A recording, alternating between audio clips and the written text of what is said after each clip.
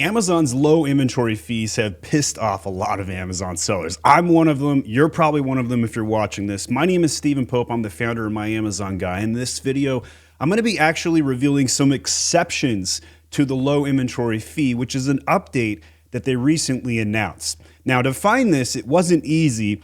So in the news section, they talk about their May 1st update and how they're going to delay when they're going to start charging for this an extra 2 weeks and stuff like that. And I think most people caught on to that.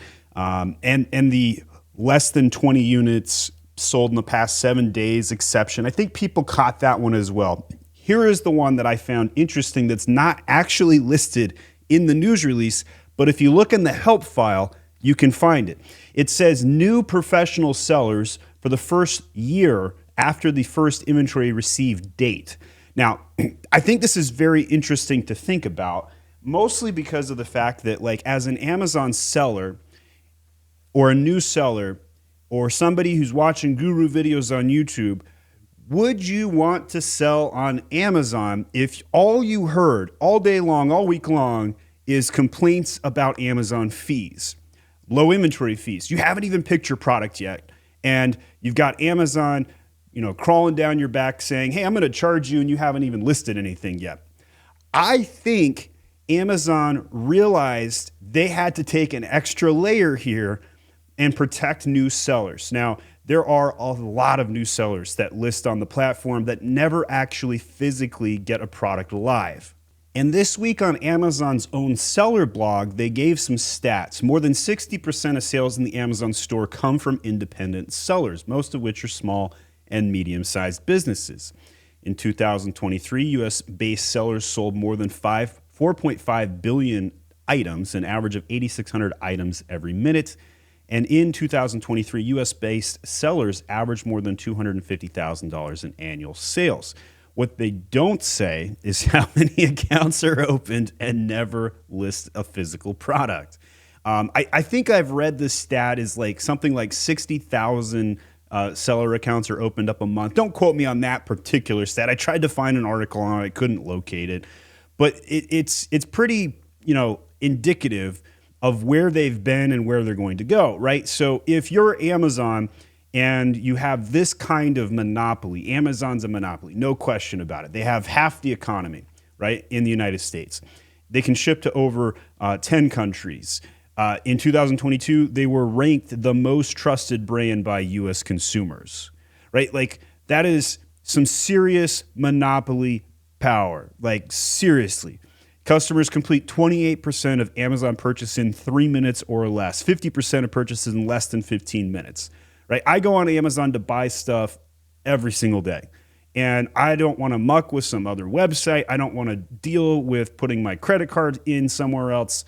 It's super freaking convenient, and it's going to ship to my house in 2 days every single time, right? Like, there is some massive power behind that to the consumer. Amazon is on record saying they are the most customer-centric business in the world, and I believe them.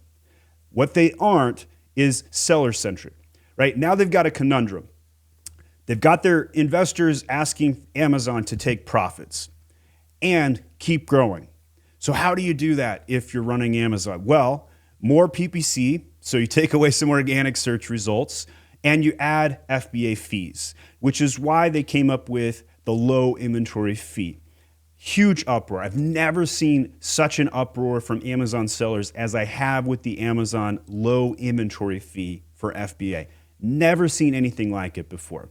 So the Occam's razor is shifting on this, right? So they already had to delay it. They probably were going to plan to delay it to begin with, and we're just using that as a PR angle, so it's not as bad, right? Send them terrible news, and then send them less bad news, and then they're going to be willing to accept the less bad news. 100% that's Amazon's MO, no question about it. But for them to secretly move in there that in the first 365 days, Amazon sellers, when they first launch their account, won't be charged a low inventory fee, that's interesting, right? That's really interesting because that says they're still interested in new sellers coming onto the platform. And for them to make those kinds of exceptions tells us that they know how freaking confusing the situation is, right? And it's overwhelming. It's the straw that breaks the camel's back as an Amazon seller. It's going to prevent sellers from even showing up, right? They're going to go over to Public Square. They're going to try Temu. They're going to look at TikTok. Oh gosh, I can't believe that the only thing that could save us from Amazon's tyranny is the Chinese. Like, it's just, oh man, we're screwed either way. Totally messed over no matter what happens. And I want us to all succeed, right? It's not me versus you. It's all of us against Amazon. And I help over 400 brands sell on Amazon. I really hope my business model can exist 100 years from now. I kind of like the profits that my agency makes. But at the same time, I don't mind holding Amazon accountable and talking about the truths that Amazon sellers end up in, right? Like, I think that some of you are more likely to purchase my services because I tell the truth about what it's like to be an Amazon seller. It's not passive income. It is a lot of work. It's getting harder every single month, every single year on the Amazon platform. The fees are going up. Your margins are going down. You got Chinese competitors that are taking advantage of all of the incentives that their government is pushing to help them beat the United States sellers. And you have more competitors showing up, more sellers showing up. So it's just the prices are going down. Those are all generally good things with a supply and demand sort of capitalism that is generally beneficial to the consumer. But we don't have a perfect form of capitalism, and there's no such thing as a perfect form of an alternative to capitalism either. I want to be clear on that too. But when you have a monopoly the size of Amazon, the seller who is not in Amazon's customer set is going to suffer frequently and on occasion when Amazon goes about making these changes. It's just part of their process. So if you want to learn about all of these fees, and it does take some time to understand like where all of these fees are coming from, we'll put a link to the help file and the reference sheet right here, and you can look at everything that we were able to ascertain and able to figure out and all the fees that Amazon is adding. But I was just really surprised to see this disclaimer that you could get out of these fees some additional ways. There was a couple other things they point out here. New to FBA parent products for the first 180 days after the first inventory receive date, you must be enrolled in the new FBA new selection to get this benefit. I don't know what they mean by parent items here. I don't think they mean like a new parent item, like subcategory. I think they're talking about parentage here, but it's a little confusing.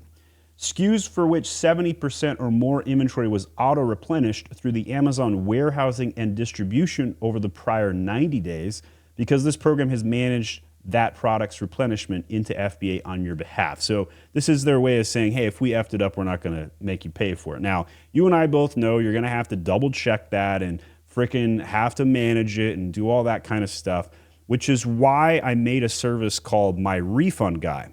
And this is a clawback service that monitors all of Amazon's fees, their damages, lost inbound shipments, FBA overage fees, customer returns. And all we do is charge a 25% fee to manage that on your behalf. And first $500 are on me. So if you just want to test this to see how it will go, we'll put $500 in your pocket at no cost to you. Comes with a dashboard, a lot of cool things in there. And we've been doing this for a couple of years. We've clawed back about $3 million for our customers. It's pretty insane how much Amazon owes you. You just have to go in there and claw it back. So check that out, myrefundguy.com. We'll help you out with that. For other news and updates on FBA fees and everything else that's coming on, slam the subscribe button there. Leave me a comment on this video with other topics you want me to cover. I frequently will take those requests and act on them as fast as I can. My favorite way to grow my business is simply to ask customers, what do you want? You tell me, then I give it to you. And then I ask, did you get what you wanted? And that's how I've built my entire $20 million agency with over 400 brands that we manage today. My name is Stephen Pope. I'm the founder of My Amazon Guy. Watch these other news updates next.